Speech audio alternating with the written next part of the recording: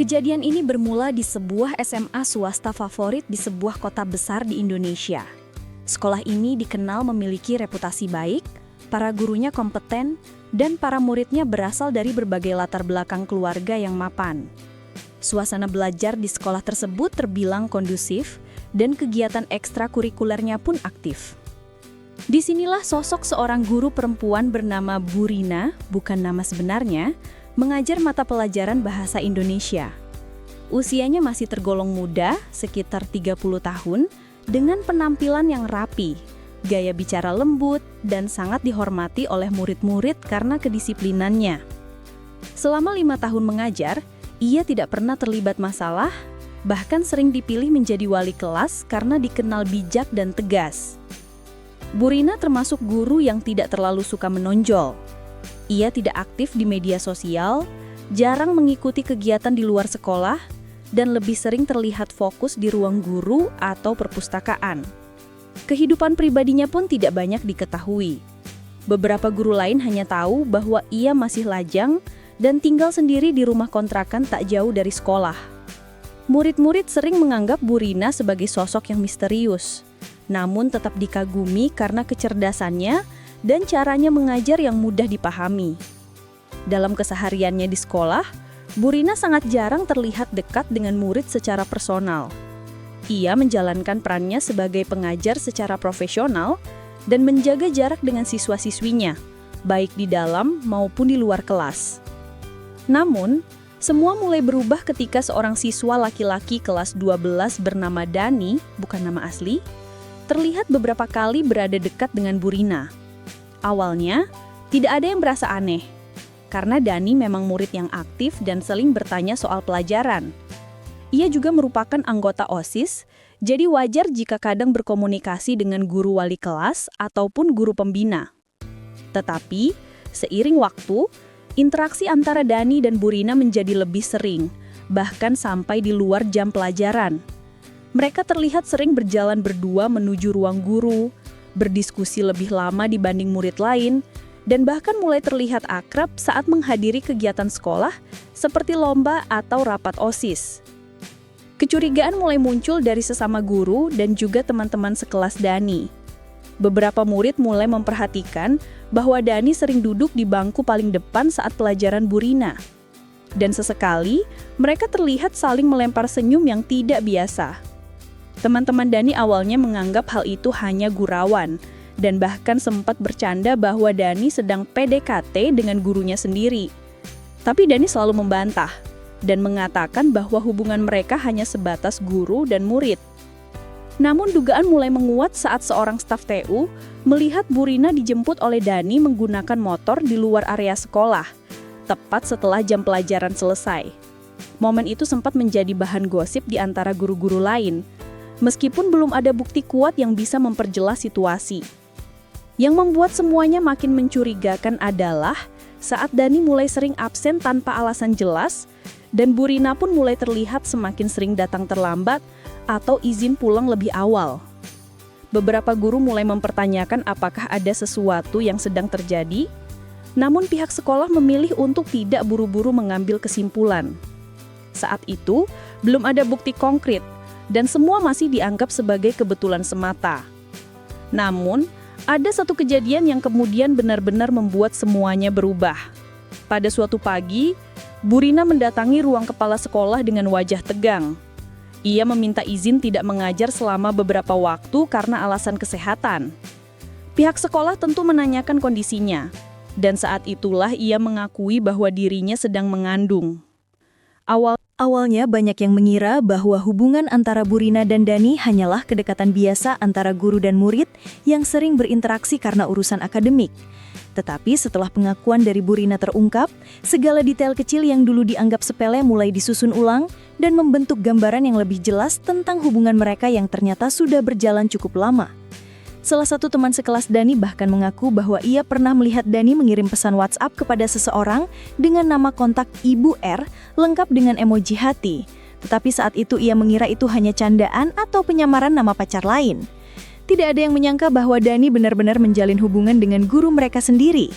Dari hasil investigasi internal yang dilakukan oleh sekolah diketahui bahwa kedekatan mereka mulai intens sejak awal semester genap tahun ajaran sebelumnya. Dani saat itu sedang mengalami tekanan belajar dan hampir tidak naik kelas karena nilai bahasa Indonesia yang sangat rendah. Bu Rina sebagai wali kelas sekaligus guru mata pelajaran menawarkan bimbingan belajar tambahan setelah jam sekolah. Mulanya sesi ini dilakukan secara formal di ruang kelas, namun kemudian berpindah ke ruang guru, lalu ke ruang perpustakaan, dan bahkan kadang dilakukan di luar sekolah seperti di kafe dekat kampus atau rumah kontrakan Bu Rina. Menurut pengakuan Dani kepada tim konseling sekolah, awalnya ia merasa malu dan canggung saat diminta datang ke rumah Bu Rina untuk belajar. Tetapi karena merasa terbantu dan didukung, Dani mulai merasa nyaman. Ia mengatakan bahwa Bu Rina sering memberinya semangat, makanan ringan, bahkan pernah memberikan hadiah kecil berupa buku catatan dan bolpoin kesukaannya. Semua itu membuat Dani merasa diperhatikan dan dihargai. Ia yang selama ini merasa kurang diperhatikan di rumah karena kedua orang tuanya sibuk bekerja, merasa menemukan sosok yang bisa diajak berbagi cerita dan keluh kesah. Lambat laun pertemuan mereka tidak lagi hanya soal pelajaran. Dani mulai menghabiskan waktu lebih lama di rumah Bu Rina, bahkan terkadang sampai malam. Mereka mulai saling bertukar cerita pribadi, menonton film bersama, dan memasak makanan ringan. Dani mengaku bahwa suasana seperti itu membuatnya merasa istimewa. Ia merasa sedang menjalani hubungan yang dewasa, bukan seperti anak sekolah pada umumnya.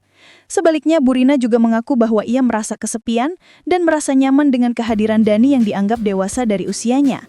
Dalam sebuah sesi konseling yang direkam sebagai bagian dari penyelidikan, Bu Rina mengatakan bahwa Dani adalah satu-satunya orang yang membuatnya merasa hidup kembali. Beberapa teman dekat Dani mulai merasa ada yang tidak beres. Dani menjadi lebih tertutup, sering menolak ajakan nongkrong, dan lebih sering terlihat membuka pesan pribadi dengan ekspresi senyum yang sulit dijelaskan. Mereka juga mulai menyadari bahwa Dani punya kebiasaan baru, seperti memakai parfum yang sebelumnya tidak pernah ia gunakan, atau membawa bekal makanan yang dikemas rapi dan katanya dikirim orang. Bahkan beberapa kali Dani terlihat membawa bunga atau hadiah kecil yang dikatakan untuk tugas sekolah, padahal tidak ada tugas yang dimaksud. Semua itu menjadi potongan-potongan puzzle yang baru masuk akal setelah fakta hubungan mereka terbongkar.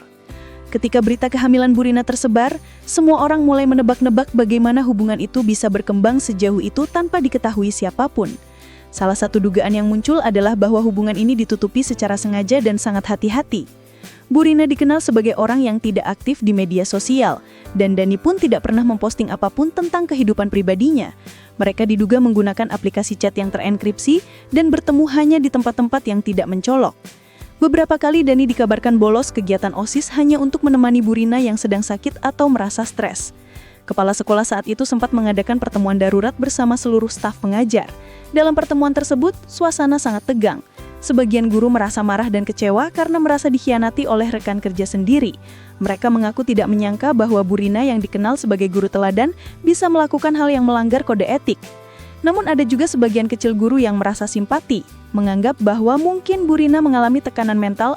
Setelah berita hubungan antara Bu Rina dan Dani terungkap ke publik dan menjadi viral, gelombang besar dampak mulai terasa dari berbagai arah. Tidak hanya menyentuh kehidupan pribadi keduanya, tetapi juga mengguncang lingkungan sekolah, keluarga besar masing-masing, serta masyarakat luas yang mengikuti kasus ini melalui media sosial. Sekolah tempat Bu Rina mengajar dan Dani belajar pun tidak luput dari sorotan publik, bahkan beberapa media nasional datang untuk mencari informasi langsung. Sekolah yang sebelumnya dikenal sebagai institusi pendidikan unggulan, kini berubah menjadi pusat perhatian karena skandal yang menggemparkan. Pihak sekolah akhirnya mengadakan pertemuan besar yang melibatkan guru, orang tua murid, komite sekolah, dan perwakilan dari dinas pendidikan setempat. Dalam pertemuan tersebut, kepala sekolah menyampaikan permintaan maaf secara terbuka kepada seluruh orang tua dan berjanji akan melakukan evaluasi menyeluruh terhadap sistem pengawasan dan etika profesionalisme tenaga pendidik. Beberapa orang tua murid menyambut permintaan maaf itu dengan baik, namun tidak sedikit yang merasa kecewa dan mempertanyakan bagaimana hubungan antara guru dan murid bisa berkembang sejauh itu tanpa terdeteksi sejak awal. Sementara itu, Dani tidak lagi hadir ke sekolah sejak kasus ini mencuat. Menurut keterangan dari pihak keluarganya, Dani mengalami tekanan psikologis yang cukup berat. Ia dikabarkan mengalami gangguan kecemasan, sulit tidur, dan menarik diri dari lingkungan sosial. Orang tuanya memutuskan untuk memberhentikan Dani dari sekolah tersebut dan mengalihkan pendidikannya secara homeschooling sambil menjalani terapi psikologi secara rutin. Keputusan ini diambil untuk menjaga kesehatan mental Dani yang dinilai semakin memburuk setelah menjadi sasaran perbincangan luas di media sosial. Beberapa akun anonim bahkan menyebarkan foto-foto lama Dani dan Bu Rina yang membuat situasi semakin memanas. Di sisi lain, Bu Rina juga mengalami tekanan luar biasa. Setelah mengundurkan diri dari sekolah, ia sempat menghilang dari publik selama beberapa minggu. Namun kemudian diketahui bahwa ia berada di bawah pengawasan Lembaga Bantuan Hukum Perempuan yang memberikan perlindungan sementara selama proses hukum berjalan. Lembaga tersebut menyatakan bahwa meskipun tindakan Bu Rina dianggap salah dari segi etika dan hukum, ia tetap berhak mendapatkan pendampingan hukum dan perlindungan sebagai warga negara, terutama karena saat itu ia tengah hamil dan membutuhkan perhatian medis. Proses hukum pun berjalan.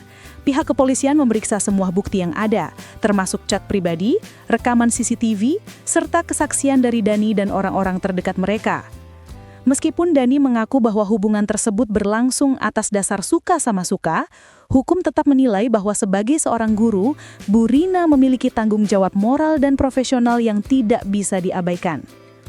Dalam Undang-Undang Perlindungan Anak di Indonesia, terdapat pasal yang mengatur tentang larangan hubungan intim antara pendidik dan peserta didik, terutama jika masih berada dalam satu sistem pendidikan yang sama.